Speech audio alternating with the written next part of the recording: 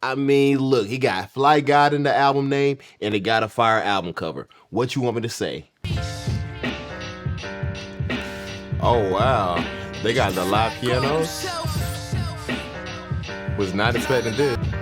About time to start rapping, right? 45 seconds in? Okay. White stripes on the black supplies. I pray to stay fly in the light. Now my bitch got Stella on the ass. Red on the soles while your baby mom's trash. How many feel like hella tough? Shit sound beautiful. Kinda do. What a chorus, you referencing your own album. Hey, I ain't gonna hold you. That song be in 3 minutes and 15 seconds. Like when you gotta write a 5-page paper, but you only got about 2 pages of information. You start using a lot of synonyms, a little fluff in here, a little fluff there. He had a 45-second intro, a minute-long outro. It was a good song. We just know that was a 2-page essay and not a 5-page essay. But I rock with that beat. Those keys sounded great over those boom bap drums. Westside Gunn's verse wasn't off the charts. It was fine. Just a straight luxury talk. This sounded like something, even in 2018, it sounded like something that he had in the stash that he decided to release. His voice sounded younger. He was less heavy on the ad-libs, even though he did have that machine gun sound. Rapping was cool, but the song had that Westside Gunn aesthetic more so than it had standout lyrics. This is Stash House.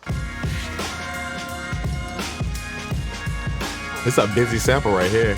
Plug first glaze, don't you did in my face. My high points ain't jam, yes, so I'ma shoot again. Plug loot on my end, got my neck. Hey, them high points ain't jam. He might have worked some magic. High points about as reliable as when a nigga say he 5 minutes up the street.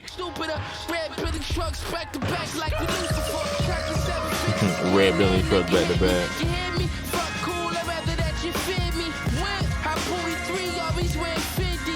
Have a nigga treat your figure always 60. 2K for the kicks and if shit's ugly. She sucked my dicks once, now she love me. She was looking for so ignorant. Alright, I see what's going on here. This nigga's not here to rap. I mean, it was passable, it was listenable. A pretty elementary rapping, his basic braggadocio. I mean, this would be cool for some niggas, but for Westside Gunn, we know this nigga rock designer, he ain't say nothing crazy. Like, really, this nigga did something one step above making an instrumental album. He found some good beats and just decided to have something over them. The beats a vibe. The instrumental's really busy and textured, and I like when they slowed it down to halftime. But I see what's going on here. This is Trash Bag. What is going on here? Nigga got a little kid playing a recorder in the background. You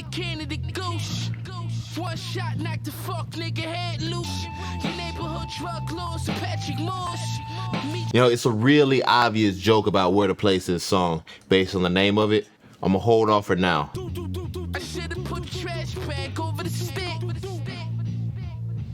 Hey yo, whip the coke like a maniac. They got FLYGOD Jr. playing the recorder.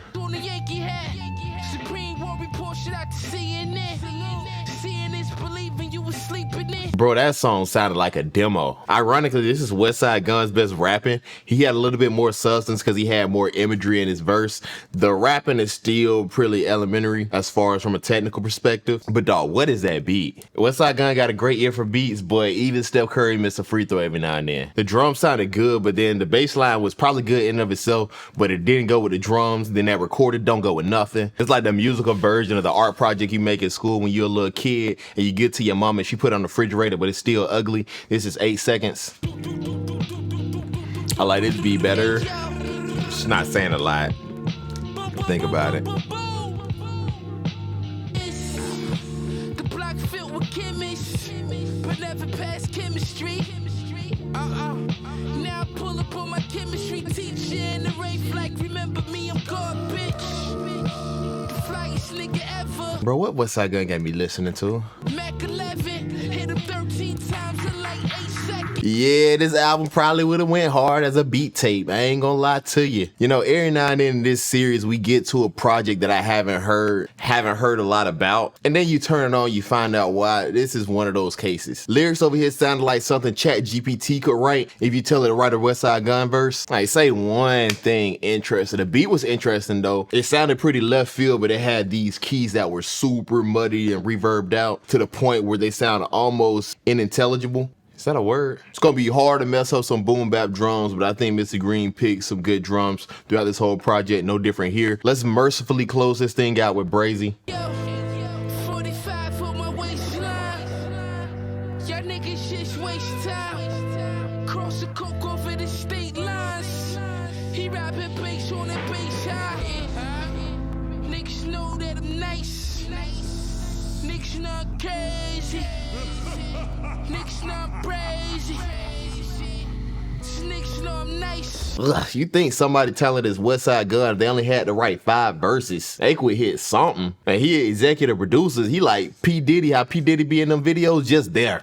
No rhyme or reason, just there. The instrumental, I ain't even gonna hold you. That sounded like you was on a side mission on an RPG game. You know, matter of fact, now that I think about it, somebody should make like a Griselda RPG game. Instead of getting like elixir, you get like raw coke to power you up. And maybe you can like throw fiends out Pokeballs. I don't know, my brain's already trying to watch this out my memory. This is probably the worst Westside Gunn project I've heard. I think the best thing that this album had going for was it was only 15 minutes, so it was in and out quickly. Definitely not the worst Griselda project, but the worst Westside Gunn project. If you ever search for this album on streaming to listen to, stop after the first word and click that.